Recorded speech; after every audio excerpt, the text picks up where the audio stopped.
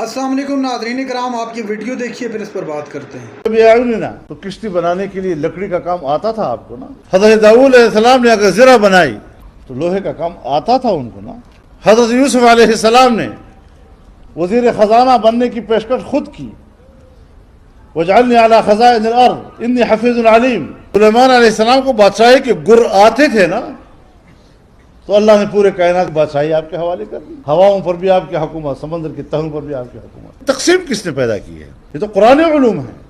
میں اگر اپنے بیٹے کے بارے میں چاہتا ہوں کہ اس کو انگریزی آئے، میں اگر اپنے بیٹے کے بارے میں چاہتا ہوں کہ اس کو سائنس آئے، اس کو جغرافیہ آئے، اس کو زراعت سے متعلق علوم آئے، انجینئرنگ آئے، قوم کے بچوں کے بارے میں کیوں نہیں کہوں گا کہ ان کو بھی آئے؟ یہ کون سی بات ہے؟ لیکن تقسیم کس نے پیدا کی ہے؟ اور آج کس ایجنڈے کے تحت آپ یہ لیے پھر رہے ہیں کہ آؤ پھر کہتے ہیں مدارس کی اصلاحات۔ مدارس کی اصلاحات کا کیا مطلب ہے؟ تمہارا پورا نظام قابل اصلاح ہے، اپنے نظام کی اصلاح کی بات کرو نا۔ میرے مدرسے کا نظام ٹھیک ٹھاک ہے،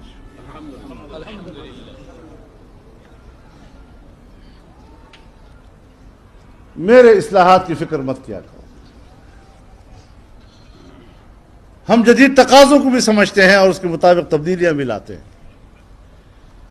اگر ہمیں حکومتی تجاویز منظور نہ ہوئی اور انہوں نے زبردستی ہم پر مسلط کرنے کی کوشش کی، اور اگر ہم نہ مانیں، انہوں نے ہمارے مدارس بند کرنے کی کوشش کی، تو پھر ہم درختوں کے چھاؤں میں پڑھائیں گے لیکن ان کے فیصلے کو نہیں مانیں گے۔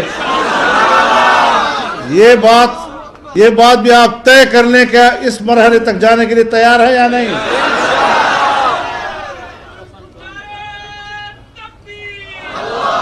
ہاں، مشکلات آئیں گی۔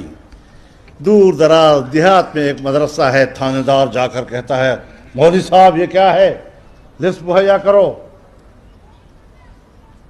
ایسے وہ فارم بنایا ہے انہوں نے جیسے پاکستان کی شہریت دینی انہوں نے۔ کسی کو شہریت دینے کے لیے اتنی تفاصیل نہیں مانگی جاتی جتنا کہ وہ میرے مدرسے کے رجسٹریشن کے لیے مانگتے ہیں۔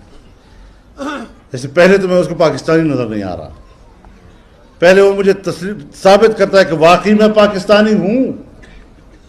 ارے میں اتنا پاکستانی ہوں، اتنا پاکستانی ہوں، اتنا پاکستانی ہوں کہ تمہارے پاکستانیت پر شک آتا ہے۔